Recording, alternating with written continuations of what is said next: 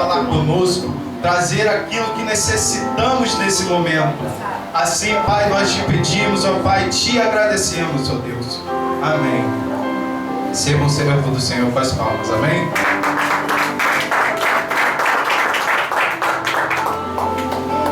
Amém.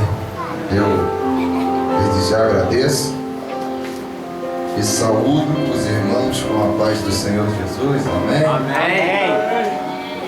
Tudo jóia. É difícil, irmãos. Podemos assentar em nome de Jesus.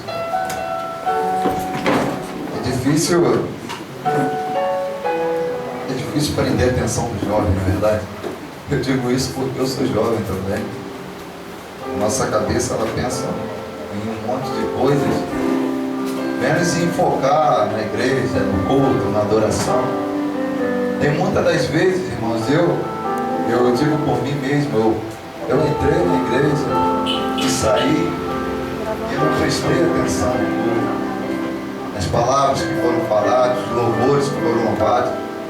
Isso aconteceu comigo por bastante tempo. Mas chega um momento na vida da gente que a gente entende que precisa realmente mudar de postura. E que a nossa vida espiritual, ela é muito mais importante que a nossa vida aqui na terra. Nós vamos falar sobre isso. E a Bíblia inteira, ela nos ensina que tudo o que nós vemos, isso é passageiro e vai ter um período de tempo para a sua duração, mas o nosso espírito, ele verdadeiramente é eterno. E eu tenho certeza que falar sobre isso com nós, conosco, que somos jovens, é muito difícil. Então, para mim, falar de Jesus para os jovens é uma das tarefas mais difíceis. E o tema que foi escolhido nessa noite, ele é extremamente importante. Eu acho que, se não me engano, o evento ele começa hoje, né? E tem sequência amanhã, sábado e domingo. Então, vocês certamente irão ouvir palavras que diferem. Vão ser palavras um pouco diferentes da que vocês vão ouvir hoje. Mas todas elas vão agradar ao Senhor, porque são palavras que vêm da Bíblia Sagrada, a boca de Deus. E o tema é: jovem, onde está o seu coração? Essa exclamação, eu não sei, graças a Deus, ela tem um ponto de interrogação, então não é uma exclamação, tem um ponto de interrogação, não é uma exclamação, é uma interrogação. Na verdade, é uma pergunta. Jovem, onde está o seu coração? Deus, ele está te perguntando nessa noite, onde está o seu coração? E para a gente começar a falar disso, nós vamos entender primeiro o que é o coração e por que esse versículo fala sobre coração. Eu convido meus amados irmãos a abrir a Bíblia, a sua Bíblia, em Mateus, como já foi lido, no capítulo 6 e no verso 21, em nome de Jesus. Muito obrigado. Mateus 6, 21.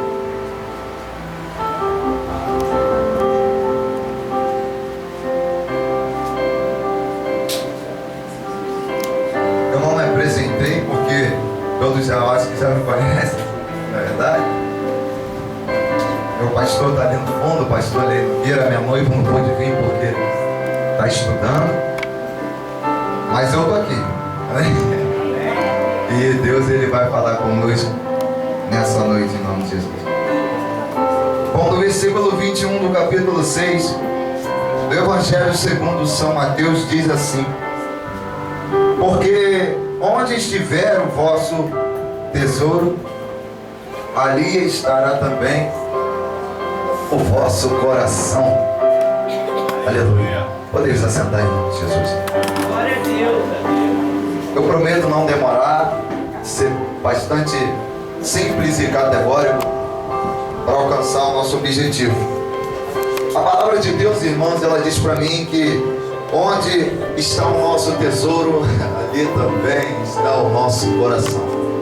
Eu não sei o que vai ser desenvolvido nesse congresso, dessa festividade jovem, mas eu hoje não vou falar sobre sonhos, eu não vou falar sobre projetos, eu vou falar sobre o coração. Aqueles que já passaram da sua idade de 14 anos, estão entre 13 e 20 anos, ou 18, não sei, estão cursando essa faixa etária no colégio.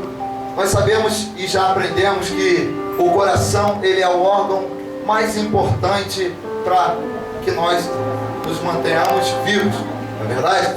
Nós sabemos que o coração, ele é uma bomba que pulsa o sangue do corpo, alimentando assim todo o nosso corpo com o sangue. A palavra de Deus diz que aonde está o nosso coração, ali também estará o nosso tesouro. E hoje o Espírito Santo de Deus, ele me convida a falar sobre o coração, não como um sonho, mas como uma prioridade. Então, você pega esse versículo que diz a palavra coração e troca, substitui pela palavra prioridade. E vai ficar assim o versículo: porque onde estiver a sua, a minha, a nossa prioridade, certamente ali estará o nosso tesouro. E a Bíblia diz para mim, irmãos, que só existe um caminho capaz de fazer com que a minha e com que a sua vida seja uma vida vitoriosa. E esse caminho é Jesus Cristo. A Bíblia diz que Jesus, ele exclamou dizendo: eu sou o caminho, a verdade e a vida. Então a nossa prioridade, o nosso coração tem que ser voltado para Jesus. Se a sua prioridade for, aleluia, as coisas daqui, construir a sua independência financeira, alcançar bens materiais, uma casa excelente, um carro legal, uma roupa vistosa, uma mulher, no caso dos homens, vistosa também, ou no caso da mulher, um namorado bem bonitinho. A Bíblia não vai dizer que isso é pecado, mas a Bíblia vai dizer que enquanto eu me manter no foco, eu agrado ao Senhor. E isso é bom aos olhos de Deus. O dia que eu transferi a honra que é do meu Deus, do seu Deus, para as coisas daqui, eu ofendo diretamente ao meu Criador, ao meu Senhor. E a Bíblia está nos advertindo através dessa passagem, dizendo que a nossa prioridade tem que ser Jesus. A nossa prioridade, o nosso coração tem que ser voltado ao temor ao Senhor, porque a Bíblia diz em Provérbios que é o princípio da sabedoria. Temer ao Senhor é uma coisa excelente, o que o diabo, o nosso inimigo, tem tirado da nossa juventude. Nós entramos, como eu já disse, na casa do Senhor e rapidamente perdemos o foco. Ouvimos uma palavra engraçada e começamos a pensar mais na palavra esquecida, do louvor, da pregação. Vemos alguma pessoa bonita na igreja e o nosso intuito passa a ser olhar para aquela pessoa e admirar. E onde fica a nossa prioridade cristã? Deus, ele está falando conosco que nós temos que ter foco, verdadeiramente ser espelho para essa juventude que está lá fora. Está faltando referência, irmãos. Está faltando referência cristã na nossa juventude. Aqui na igreja tem a referência, o nosso pastor Gilberto. Na minha igreja tem a referência, o pastor Leino Nogueira. Mas e na juventude, quem é a referência? Eu vejo Marcos Feliciano, Silas Malafaia, Adeildo Costa, né? Tantos outros pregadores. Vejo Abner Ferreira, tanta gente boa que conhece a palavra, que domina. Edir Macedo, R.R. Soares, Valdomiro. Agora, me fale ou pense em um jovem referência. Que, irmãos, eu não preciso de muito tempo, porque não tem. Mas a Bíblia vai dizer para mim que nos tempos da palavra do Senhor sempre existiram jovens com essa característica, referência. Vamos voltar agora na palavra de Deus e começar em Josué. Ainda jovem, foi ungido e separado como referência. Aí vai correndo a Bíblia, vem Sadraque, Mesaque, Abednego, Daniel, jovens, referência. José, jovem, referência.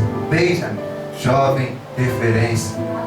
E Jesus, com 12 anos de idade, entrou numa congregação e ensinou aos doutores da lei o que era o reino dos céus. Também era um jovem referência. E hoje, essa pérola do Evangelho tem sido roubada de nós. Nós entregamos a nossa principal característica ao mundo. E o dom que era para a gente usar lá fora, nós não usamos mais. A Bíblia vai dizer para mim, eu preciso que os irmãos abram a sua Bíblia em Isaías. Disse que não vou demorar e não vou. Isaías, capítulo 33, abra comigo. É importante que todos nós venhamos ler essa palavra, acompanhar o que está sendo desenvolvido aqui. Aleluia. Isaías, capítulo 36, versículo 6. Aí você de repente está se perguntando assim, mas Felipe, você leu para mim que aonde está o meu coração, ali também está o meu tesouro. O que é isso? O que é tesouro? O que é tesouro no ponto de vista espiritual? Mas vamos ler em nome de Jesus.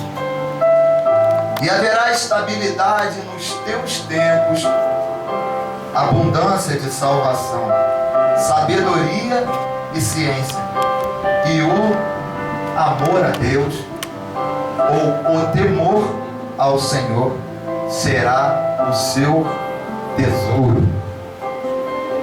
Aleluia. A palavra diz para mim que o temor ao Senhor vai ser o tesouro da Jerusalém restaurada. Aqui nessa passagem está dizendo sobre a restauração de Jerusalém. O maior tesouro da Jerusalém restaurada será o temor ao Senhor. Irmãos, quando nós entramos nessa casa, quando nós levantamos a mão para Cristo, quando nós aceitamos a Jesus, nos batizamos, servimos a Deus, nós temos que permanecer com o temor ao Senhor. Mas é só isso? Não. A Bíblia vai dizer para mim que eu tenho que seguir o Evangelho, que eu tenho que aprender os mandamentos de Deus. E o primeiro mandamento com promessa na palavra de Deus é: honra o teu pai e tua mãe, para que se prolongue os seus dias na terra. Então, Felipe, basta eu ter temor ao Senhor? Não. Eu tenho que ter temor à minha mãe, eu tenho que ter temor ao meu pai. Agora, o meu maior temor, o meu maior compromisso e a minha maior prioridade é o Senhor dos Exércitos, o Deus Todo-Poderoso. É por esse motivo que quando me convidam ou convidam você para fazer alguma coisa que não está respaldada, não está nas entrelinhas da nossa Bíblia, nós dizemos não, porque nossa prioridade é o Senhor. É por isso que quando alguém nos convida para curtir um baile, é quando alguém nos convida para usar droga, ou para beber, ou para fumar, ou para fazer alguma coisa semelhante a essa, nós rejeitamos porque a nossa prioridade é o Senhor. O nosso coração está voltado para o Senhor. E o nosso tesouro é amar o Deus Todo-Poderoso. Mas isso tem sido invertido. E tem acontecido de jovens aceitarem Jesus por entusiasmos e não ser alimentados diariamente com a palavra de Deus. A Bíblia diz para mim, irmãos, que nós, o pastor Marco, ele esteve aqui e falou uma coisa muito importante. Ele disse: eu peguei os jovens da igreja e chamei com uma responsabilidade maior. Isso tem que acontecer. Nós temos que ser impactados com a nossa realidade. E a nossa realidade hoje, dos jovens do Brasil, Rio de Janeiro, São Gonçalo, é devassidão, prostituição, prostíbulo, alcoolismo e droga.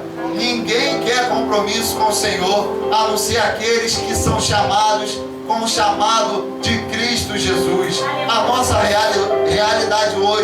A realidade dos jovens cristãos hoje é viver uma vida abaixo da média esperada e proclamada pela palavra de Deus. Mas Deus me trouxe aqui essa noite para dizer para você que ainda há tempo, que ainda dá tempo de você buscar verdadeiramente a face do Senhor. Mas Felipe, peraí, você está dizendo para mim que eu estou na igreja, eu estou servindo a Deus e eu não tenho contato com Deus. Me responde você, se quando Cristo entrou na sua vida, houve uma mudança radical no seu caráter e na sua postura? Ou você escondidamente continua praticando as mesmas coisas que você fazia quando não era cristão? Irmãos, eu não estou dizendo aqui que nós não vamos pecar. Mentira! Não é verdade. Vamos pecar sim. A palavra de Deus diz que Deus olha dos céus para a terra e não vê um justo sequer. Mas ao mesmo tempo a palavra de Deus diz: se o meu povo, que se chama pelo meu nome, orar, buscar, se humilhar e se converter dos seus maus caminhos, então eu ouvirei dos altos céus, perdoarei os seus pecados. Sinal que a gente peca, não é verdade? E sararei a sua terra. O importante é a sua, a minha, a nossa prioridade. E a nossa prioridade tem que ser Jesus, igreja. O último versículo, a última passagem que eu vou ler, para a gente entrar no final. Não precisa abrir agora a Bíblia. Está em 2 Coríntios, capítulo 4, versículo de número 16. Olha, se quiser abrir, pode abrir a Bíblia. Olha o que diz a palavra do Senhor para a gente. 2 aos Coríntios, capítulo 4, versículo 16, diz assim: por isso não desfalecemos, mas ainda que o nosso homem exterior, a nossa carne, se corrompa, o interior, contudo, se renova dia em dia. Acho que não precisa explicar isso, precisa? A Bíblia está dizendo aqui, eu vou explicar porque eu sou teimoso. A Bíblia está dizendo aqui que mesmo que você peque, mesmo que a vontade da sua carne fale mais alto, o seu foco e a sua prioridade tem que permanecer a mesma. As pessoas vão dizer assim: mas está um turbilhão na vida de Patrícia, estou te usando como exemplo. Há um turbilhão na vida do diácono Wallace. Desde que ele aceitou a Jesus, ele não conseguiu nada. Está lá se reunindo com os amiguinhos na igreja, não acontece nada. Na vida de Felipe, desde que ele aceitou Jesus, não mudou nada. Ele não conquistou nada, ele não tem uma casa melhor, ele não tem um carro, um emprego melhor. E aí? Mas quem disse que eu tenho que agradar o mundo? Quem disse a você que você tem que agradar o mundo? Que você vive para que alguém observe as suas bênçãos? Quem falou para você que quando servisse a Deus você ia ganhar casa, carro? Vai ganhar sim, irmãos, mediante a vontade do Deus Todo-Poderoso. Sabe por quê? Porque a minha prioridade, a sua prioridade não é encher a nossa vida de bens, é servir ao Deus e encher o céu de almas convertidas ao Senhor. Ele vai continuar dizendo no versículo 17: porque a nossa leve e momentânea tribulação produz para nós um peso eterno de glória muito excelente. Tudo que você e eu nós temos passado, no final de tudo isso, nós vamos ser premiados pela nossa corrida. Paulo, em um versículo, não me lembro qual, ele disse que a nossa vida espiritual é como uma maratona. E nós temos que nos manter. Irmãos, preste atenção. Vou falar isso e depois eu vou falar outra coisa. Uma maratona, ela não tem vitorioso. Ela tem apenas aquele que vai concluir a sua etapa. Aqui está a linha de largada. Eu comecei a minha maratona. Eu preciso de tempo para terminar? Não tem vitorioso. Todos nós estamos competindo com quem? Conosco. Eu luto contra mim mesmo, você contra você mesmo, para matar a nossa vontade e fazer viver o espírito que há dentro de nós. Aí eu comecei a maratona. Eu tô indo. O único alvo que eu tenho que ver é a linha de chegada. Quando eu cruzar aquela linha de chegada, eu vou receber a minha recompensa. O que eu estou dizendo? Eu comecei a minha caminhada, eu comecei a minha maratona. E ela vai terminar no dia que eu sair dessa terra, no dia que eu morrer. E qual vai ser o meu prêmio? A salvação do meu espírito. Aleluia. E a nossa maratona é a mesma. Nós não temos competidores. Isso está errado de dizer que o mundo é o nosso inimigo. A Bíblia diz que eu não tenho que lutar contra a carne nem o sangue, que a minha luta é contra os principados, potestades e hostes espirituais da maldade que atuam na região celestial. Eu não tenho que lutar contra o meu irmão, eu não tenho que ofender o meu irmão, falar palavras que vai destruir com a vida do meu irmão. Eu não tenho que pôr ninguém abaixo, porque Satanás já faz isso aqui na terra. Eu tenho que levantar, porque eu sou sal e eu sou luz da terra. Você é sal e você é luz. Se você ofende alguém, se você busca falar palavras que destroem a vida do seu irmão, certamente você não está sendo usado pelo Espírito de Deus. Porque a Bíblia diz que o Espírito de Deus ele é pacificador, temperante e amoroso. E essas são as manifestações que tem que acontecer na minha vida. Eu posso acordar no dia mal, mas isso é problema meu, ninguém tem nada a ver com isso. Eu não preciso ofender o meu irmão, eu não preciso ofender o meu parente, porque eu não estou bem. Se eu não estou bem, eu tenho que dobrar o meu joelho e pedir para o meu Deus tirar a agonia que está na minha alma. Eu não tenho que lançar palavras que vai destruir a vida do meu irmão. Isso tem acontecido conosco, irmãos, e é por esse motivo que tem muitos jovens que estão se desviando da casa do Senhor e preferindo o mundo, porque o mundo abraça. O mundo ele tem uma falsa paz, ele mente, perdão.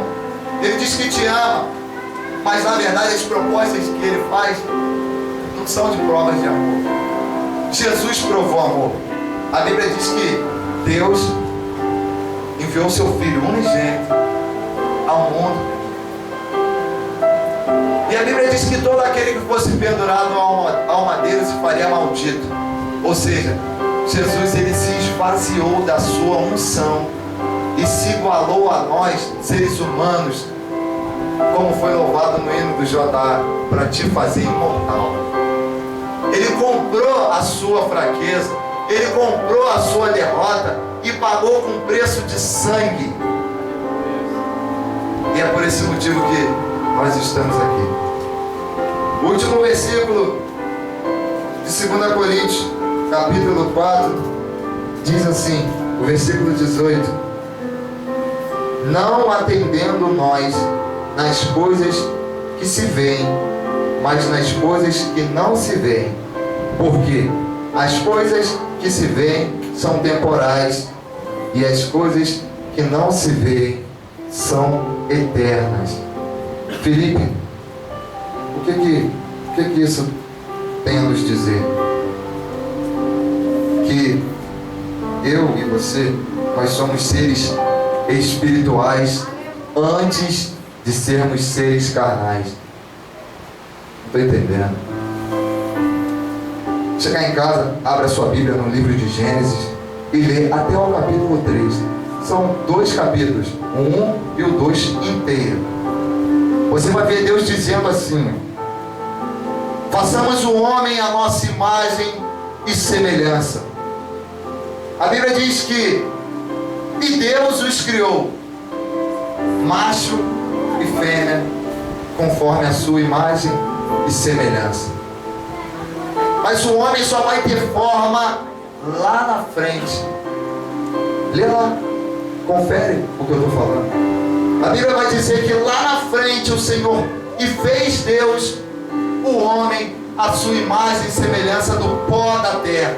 Depois o homem adormeceu num sono profundo e da sua costela Deus fez a Eva.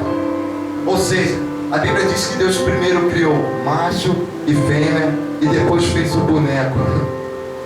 E esse boneco recebeu um espírito que já havia sido criado pelo próprio Deus. Ou seja, primeiro Deus formou o seu espírito para depois fazer a carne e depois soprar o espírito da vida e nós nos tornarmos o que somos hoje. É por isso que você tem que priorizar É por isso que quando o culto tem uma manifestação do Espírito Santo, você sente aqueles arrepios, aquela vontade de falar uma língua que nem a gente mesmo conhece, aquela coisa gostosa de não acaba não, deixa eu ficar aqui, eu preciso ficar aqui.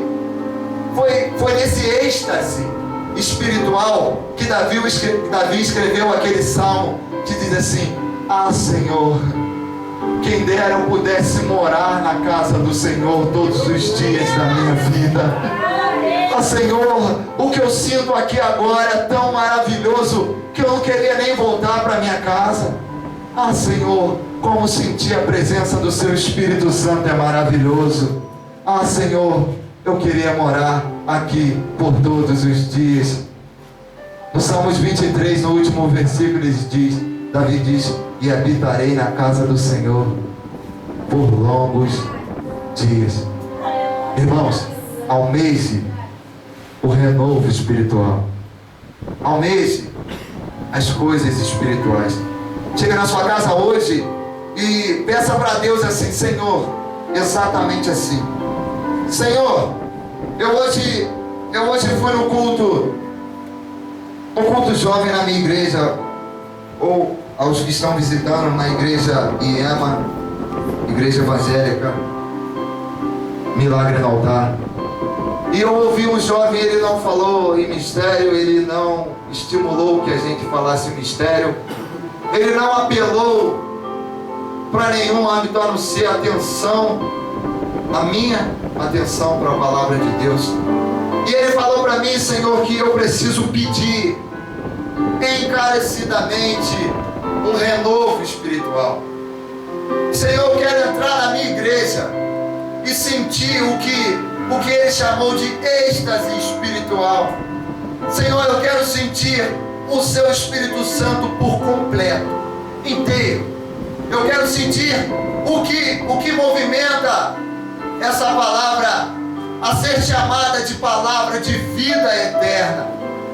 Você que nunca teve um contato com o Espírito Santo de Deus, entra no seu quarto, dobre o seu joelho, fecha a sua porta e fala para sua mãe ou para quem convive com você, ou se você mora sozinho, você fale consigo mesmo: agora eu vou orar, e fica ligado com Deus. Fecha a sua porta do seu quarto e diz assim: Senhor, hoje, agora, eu preciso ser cheio do Seu Espírito Santo. Ore o Pai Nosso, que foi a oração que Jesus nos ensinou. Se não souber, abra sua Bíblia em Mateus, eu não me lembro, se eu não me engano é 6, é lá no começo da Bíblia, lá no começo de Mateus. Abra sua Bíblia, vai lendo e orando, se não souber orar o Pai Nosso. Ore a Deus e diga assim: Senhor, hoje ainda eu faço um voto com o Senhor. Tenha personalidade, não tenha medo de votar a Deus. Faça um voto e diz assim: Senhor, hoje eu faço um voto com o Senhor. Não que o Senhor mereça um voto meu, porque isso não muda nada. O Senhor vai continuar sendo Deus na minha vida e na vida da minha família. Não que isso seja importante para o Senhor, mas é importante para mim, Pai. Eu preciso votar ao Senhor dizendo assim: se o Senhor me renovar até o final desse congresso, eu diga o seu nome e fale assim: voto ao Senhor que passarei todos os dias da minha vida dizendo o quão grande é o Senhor na minha vida e para os meus irmãos lá fora. Mas o mais importante, quando isso acontecer, não se acanhe, porque aonde há o Espírito Santo de Deus, ali é liberdade. Se você sentir vontade de falar em línguas, fale.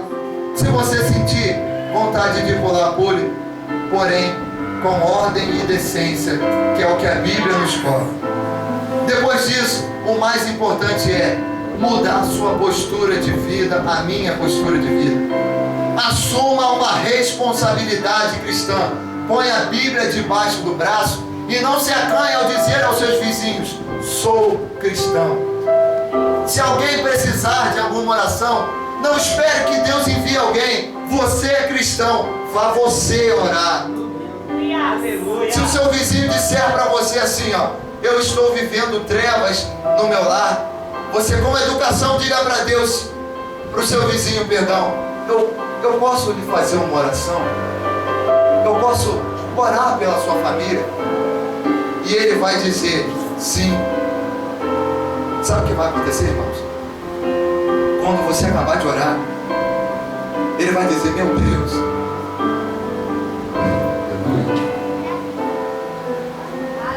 eu tenho filhos, eu tenho netos talvez, ou até mesmo bisnetos, e eu queria que os meus filhos fossem igual a esse jovem que acabou de sair da minha casa. Aleluia. Eu queria que meu filho orasse assim dentro da minha casa. Eu queria que meu filho clamasse assim dentro da minha casa. Eu queria que os meus netos e os meus filhos fossem igual a ele. Na outra casa que você for, outro vai dizer a mesma coisa. Eles vão se comunicar entre eles dizendo verdadeiramente, o filho de fulano é um homem de Deus. A filha de Beltrano é uma mulher de Deus. Você vai voltar no início da pregação e vai se tornar uma referência no seu bairro, uma referência no seu município, uma referência no seu país, uma referência no seu tempo. E as pessoas vão sentir vontade de servir a Deus por você. Aleluia. As pessoas vão sentir vontade de entrar numa igreja por você. Elas vão ser tocadas pelo Espírito Santo de Deus por você. O seu pai vai sentir orgulho de você, a sua mãe orgulho de você, a sua avó, quem te cria, seu parente, todo mundo vai sentir orgulho de você.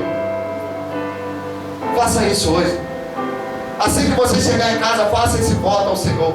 E eu duvido, irmãos, eu largo o Evangelho hoje, se Deus ele não te renovar e mudar não só a sua história, mas a história da sua família inteira. Está em crise financeira, clame pela sua família. Está em crise espiritual, clame pela sua família. Sabe por quê? Aleluia. A Bíblia diz para mim, agora voltando para o altar, que olha só como é que é as coisas. O rei ele fez um decreto e disse: ao meu alarido todos que ouvirem esse som se prostrarão ao rei e adorarão ao rei. Mas existiu um jovem. Ele disse: não, eu não. Aleluia. Rei, o rei foi persuadido pelos dardos inflamados do maligno e ordenou e fez essa lei para terminar. E existia, a Bíblia vai dizer para mim que existia um jovem que ele orava de manhã, de tarde e de noite, 3 vezes ao dia. Todo aquele que orar a um Deus que não for o Deus fulano de tal, por consequência, sanção ou punição, vai ser jogado na cova dos leões. Eu acho que agora todo mundo associou de que jovem eu estou falando. Aleluia. Ele foi afrontado, ele foi ameaçado de vida, quer dizer, de morte. Mas a Bíblia vai dizer para mim, isso é lindo, que as pessoas sabiam que ele era fiel a Deus. Aleluia. As pessoas sabiam que Daniel era fiel ao Senhor. E a fé deles dizia no coração deles que Daniel continuaria orando ao Senhor, mesmo correndo o risco de morte. E após o decreto, Deus, eu te louvo e te agradeço pela minha juventude. Após o decreto, alguns homens passaram assim, observando Daniel. Creio eu, a Bíblia não diz que pela janela eles esperaram e falaram: agora ele vai orar. Agora ele vai orar. É momento, ó, tá na hora. É por essa hora que ele ora. Por esses tempos que ele ora. Aí eles Tocaia procurando Daniel, olhando pela brechinha, e reparam que Daniel, ele dobra o joelho e diz: Senhor, Deus meu Criador e meu Pai, hoje, meu Senhor, eu fui afrontado, eu fui ameaçado de morte, Senhor, mas eu conheço o Senhor e eu sei que o Senhor é o meu Redentor. Pai, existem agora homens me observando, conspirando matar a minha vida,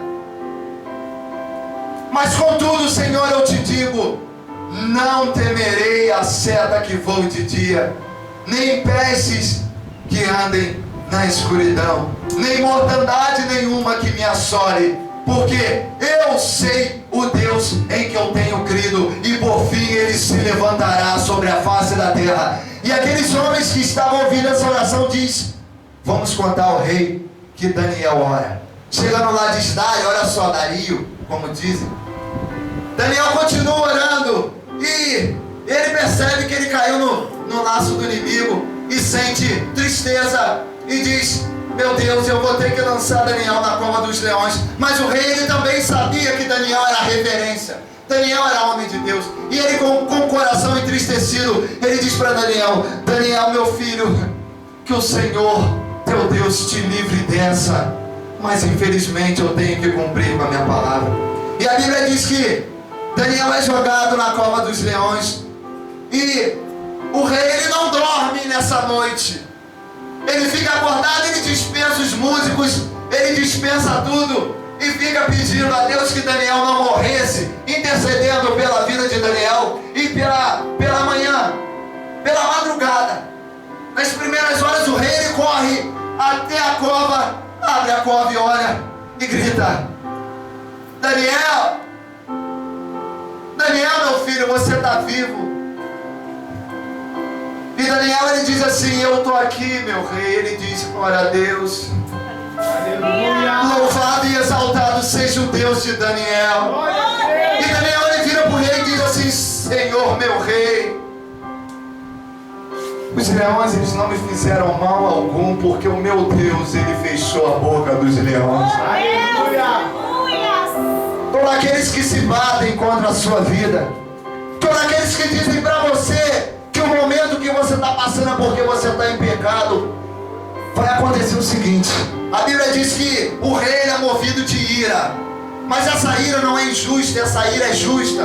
E ele diz assim: agora todos aqueles que conspiraram contra a vida de Daniel vão ter que ser jogados na cova do leão.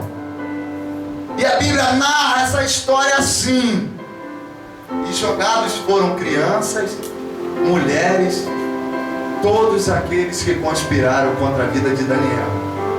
E antes que tocassem ao chão, eles foram devorados pelo leão. Sabe o que a Bíblia me ensina com isso? É que o tempo do seu milagre, quem controla é Deus. Aleluia! O tempo de dizer haja na sua vida, quem vai falar vai ser o Senhor. E todos aqueles que disseram: ele não vai sair dessa, é hoje que eu vou proclamar a derrota daquele servo de Deus. Eles vão escutar aquela oração que diz assim: Senhor, Davi dizendo a Deus: Senhor Deus meu, não deixe que a minha vergonha seja exposta aos meus inimigos. Age na minha vida, Pai, e mostra para eles que ainda há Deus na minha casa e que quem controla a minha família é o Senhor. Aleluia. E todos aqueles que proclamaram palavras de derrota para a sua vida vão ter que dizer verdadeiramente: o Wallace é um servo do Deus vivo. Aleluia. Patrícia é uma serva do Deus vivo. Gessé, Catherine, Leidiane, Mijael, Alberto, Mateus, Lei, Tamara, Pastor Gilberto, todo mundo que está aqui nessa noite é servo de Deus e referência. E muitas foram as pessoas que aceitaram a Jesus a Deus, porque Jesus ainda não tinha vindo na terra por causa da vida de Daniel. E outro, Daniel marcou história nessa terra. E hoje eu estou falando da vida de Daniel. Quem sabe amanhã outras pessoas não possam estar pregando o seu testemunho. Basta você querer ser referência, ter o seu Deus como a sua prioridade e cumprir tudo aquilo que você prometeu a Deus. Amém? Você pode ficar sobre os seus pés em nome de Jesus? Vamos encerrar em nome de Jesus.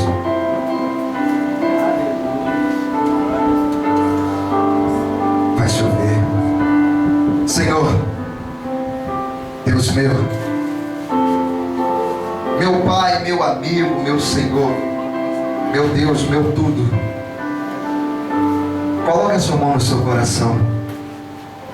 Senhor, eu quero te pedir mais uma vez, agora não mais como seu servo, mas como seu filho. Pedido de filho agora, Pai. Eu quero te pedir, Senhor, que visite a todos aqueles que ouviram a minha voz, Senhor, nessa noite. A todos aqueles que estão aqui nesse culto, Senhor.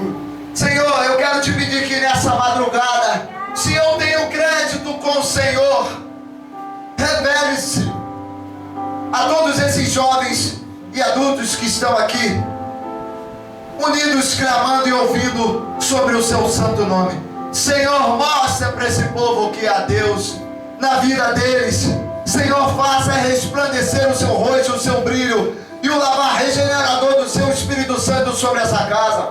Senhor, abra as comportas dos céus sobre esse pastor maravilhoso, esse pastor que resolveu priorizar a sua vida, Senhor, priorizar as suas coisas, Senhor, priorizar o seu evangelho, Senhor.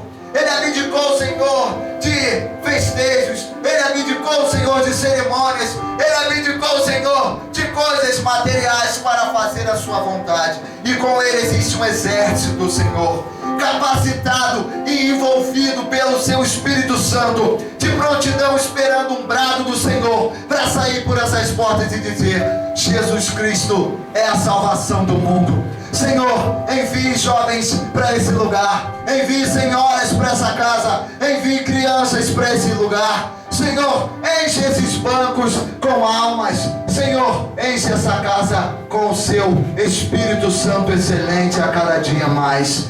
Continue falando nesse altar, Senhor, porque verdadeiramente esse altar é um milagre. E a vida dos homens que atuam nessa casa é para a sua honra e para a sua glória. E eu agradeço a minha oportunidade em nome de Jesus e peço que aplaudam ao nome de Jesus. Muito obrigado. Aleluia.